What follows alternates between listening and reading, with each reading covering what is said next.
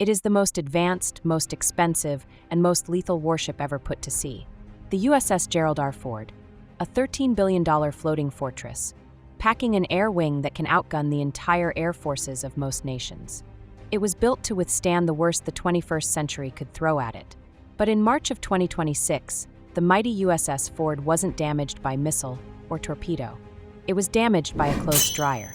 For over 30 hours, the crew of the Ford fought a desperate, brutal, and exhausting battle against a raging fire that started in the ship's main laundry room. By the time the smoke cleared, over 600 sailors, nearly 25% of the ship's entire crew, were left homeless, their berthing areas destroyed, forced to sleep on mess deck tables and steel floors. The ship, currently deployed in the Red Sea for Operation Epic Fury, had to be pulled off its combat station and sent to Souda Bay, Greece, for emergency repairs. So, how does a fire burn for a day and a half on a ship designed with the most sophisticated automated suppression systems on Earth? And more importantly, if we are struggling to put out a lint fire in peacetime, what happens when a carrier takes a kinetic missile hit? According to U.S. Central Command and internal Navy sources, the fire originated in the exhaust ventilation ducting of a massive commercial dryer in the ship's main laundry facility. Now, if you've ever cleaned the lint trap in your dryer at home, you know what lint is. It is highly combustible. In fact, survivalists use dryer lint as a fire starter. When the fire ignited, the crew immediately set condition zebra. In the Navy, that means every single watertight door, hatch, and ventilation valve is slammed shut and dogged down. The goal is to physically trap the fire and the smoke in a single compartment, starving it of oxygen and preventing it from spreading. But this fire had a head start. Because it started inside the ventilation system, it had a highway directly through the ship's bulkheads. Before the automated dampers could fully seal, the flames and superheated toxic smoke traveled through the ductwork, bypassing the physical armor of the ship and popping up in adjacent berthing compartments, the areas where sailors sleep. And then you have the oven effect. A modern warship is essentially a giant steel box. Steel is a fantastic conductor of heat. Even if the flames don't penetrate a steel wall, the heat does. If a laundry room is burning at 1,000 degrees Fahrenheit, the steel floor of the compartment directly above it is going to heat up to hundreds of degrees. Suddenly, mattresses, boots, and personal gear in the room above spontaneously combust. This is why a fire in one room can instantly become a fire in 5 rooms. To stop this, sailors have to perform what's called boundary cooling. They surround the burning compartment on all 6 sides, top, bottom, left, right, forward, aft, and constantly spray water on the steel walls just to keep them from melting and igniting the next room. For 30 straight hours, the crew of the Ford did exactly that. They fought in total darkness, navigating a maze of steel filled with toxic, zero-visibility smoke. And that brings us to the next massive question. Why did it take 30 hours? Why didn't the ship's state-of-the-art suppression systems just put it out instantly? The United States Navy sets the gold standard for maritime damage control. Their motto is, "Every sailor is a firefighter." Whether you are an F-35 mechanic, a nuclear reactor technician, or a culinary specialist cooking eggs in the galley, you are trained to fight fires. This doctrine was written in blood. In 1967, a horrific fire on the USS Forrestal killed 134 sailors. In 2000, the USS Cole was bombed. In both cases, the ships were saved because every sailor knew how to fight for the life of the ship. So, the Ford's crew knew what they were doing. But damage control is an incredibly brutal physical meat grinder. When you fight a shipboard fire, you have to wear a firefighting ensemble and strap a self-contained breathing apparatus to your back. Here is the brutal reality of the SCBA. It only holds about 30 to 45 minutes of air. In the extreme heat of a shipboard fire, where temperatures can exceed 1,200 degrees, a firefighter's core body temperature skyrockets. You can only keep a hose team in the hot zone for maybe 15 to 20 minutes before they physically collapse from heat exhaustion. This means you have to constantly rotate teams. Team A goes in for 20 minutes. Team B taps them out. Team A goes back to a staging area, swaps out their air bottles, cools down, and gets ready to go back in as Team C. If a fire lasts for 30 hours, you are rotating hundreds of people through the meat grinder over and over again. And here is where we hit the fatal flaw of the Ford class. The ship was literally designed with fewer people to do this job. When the Pentagon designed the Ford class, One of the primary goals was cost saving over the ship's 50-year lifespan. Personnel is the most expensive part of the military, so they relied heavily on automation. A traditional Nimitz-class carrier has a crew of around 3,200 ship's company, not counting the air wing. The Ford class was designed to operate with roughly 500 to 600 fewer sailors. The Navy assumed that state-of-the-art automated water mist systems, AFFF foam sprinklers, and smart ship sensors would instantly extinguish fires, reducing the need for massive human damage control teams. But technology fails. Sensors get clogged by lint, automated valves get stuck, and when the automated systems fail to put the fire out in the first 5 minutes, you are forced to transition to manual firefighting. But wait, you just designed a ship with 600 fewer firefighters. The 30-hour battle on the Ford was a direct result of this reduced manning.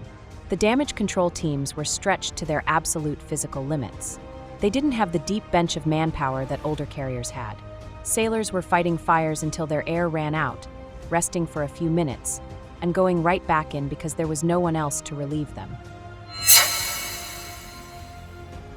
But we can't just blame ship design. We have to look at the human factor and the operational tempo of the US Navy right now. Ships don't just spontaneously combust. Fires are usually the result of a chain of minor failures, mostly tied to maintenance and fatigue. When this fire broke out in March 2026, the Ford had been deployed for nearly 10 consecutive months. Let that sink in. They left their home port way back in June of 2025. They were sent to Europe, then the Mediterranean. Then they rushed to the Caribbean for operations regarding Venezuela. And just when they thought they were going home, they got extended and surged to the Red Sea for Operation Epic Fury. If their deployment stretches into May, they will break the record for the longest U.S. aircraft carrier deployment since the Vietnam War, a record previously set by the USS Abraham Lincoln at 294 days. When a crew is at sea for 10 months straight, operating in high-threat environments where they could be shot at by drones or missiles at any second, people get tired. And when sailors get tired, routine maintenance falls through the cracks. Remember, the Ford has had a history of severe plumbing and mechanical issues. A few weeks ago, the ship made headlines because the vacuum toilet system constantly clogged. This laundry fire was likely born from that exact same culture of deferred maintenance. Cleaning miles of exhaust ducting isn't glamorous work. It requires shutting down the laundry, unbolting panels, and scrubbing out lint. On a 10-month deployment where everyone is exhausted, working 18-hour shifts, and just trying to keep the combat jets flying, cleaning the dryer vents easily gets pushed to the bottom of the to-do list, until it catches fire. Now, I have to address something that is floating around in the international press. Because the crew was pushed to their absolute breaking point, several Greek media outlets, since the ship is now heading to Souda Bay, have run speculative stories suggesting this might have been arson. The theory goes that a disgruntled, severely fatigued sailor intentionally started the fire to force the ship to end its deployment and go home. Let me be clear. The US military officially classifies this as an accidental, non-combat-related fire. Naval investigators are still assessing everything, but there is zero hard evidence of sabotage right now. However, the fact that some media are even entertaining the idea of mutinous arson speaks volumes about how dangerously low morale is perceived to be on these ultra-long deployments. You are pushing these crews past the red line. As a result of this accident, 2 sailors suffered non-life-threatening injuries, with one medically evacuated by helicopter. Over 600 sailors had their bunks and belongings utterly destroyed by fire, smoke, and firefighting water. The Navy literally had to airlift 1,000 spare mattresses from the USS John F. Kennedy just so these men and women didn't have to sleep on steel grating. This brings us to the most sobering part of this entire incident: the strategic implications. The USS Gerald R. Ford just fought a 30-hour battle for its life against a localized thermal fire. The ship's nuclear propulsion plant was unharmed. Its command and control centers were untouched. The fire mains, the pipes that carry firefighting water, were fully intact. Now imagine this exact same ship with its reduced crew size in a shooting war in the Pacific. If a carrier takes a hit from a modern anti-ship cruise missile or a hypersonic glide vehicle, you are no longer dealing with just fire. You are dealing with massive kinetic trauma. A missile strike will rip through multiple decks. It will instantly sever the fire mains, meaning you turn the valves and no water comes out. It will destroy the automated suppression systems the Ford relies so heavily upon. Worse, the explosion will likely kill or incapacitate dozens, if not hundreds, of the very sailors who make up the primary damage control repair lockers. You will have multiple, massive fires burning simultaneously across a ship filled with highly toxic synthetic cables, aviation fuel, and high explosives.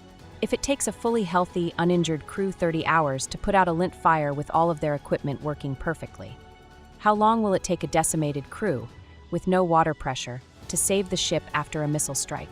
We build ships that are technological marvels. We pack them with sensors, stealth capabilities, and automated defenses. But we strip away the redundant manpower to pay for it all. We squeeze the crews with back-to-back, year-long deployments. Because of this fire, the Ford was pulled off the line. It is steaming to Souda Bay, Greece, for weeks of repair and investigation. In a geopolitical crisis, a carrier being forced out of the theater for weeks is functionally the same as that carrier being sunk. At the end of the day, a warship is only as resilient as the men and women who crew it. The sailors of the USS Gerald R Ford did their job. They fought a monster in the dark for over a day, they saved their ship, and thankfully nobody died. They deserve massive respect for holding the line. But the Pentagon needs to look in the mirror. You cannot replace damage control with an algorithm. You cannot fight a ship with a spreadsheet. If the United States Navy expects to survive a high-intensity conflict in the future, they have to address the extreme deployment fatigue, the maintenance backlogs, and the severe manpower shortages that allow a simple laundry fire to cripple a $13 billion supercarrier. All right, guys, that's all I've got for today. What do you think about the Navy's current deployment tempo? Should we be building ships with larger crews again? Let me know down in the comments section below.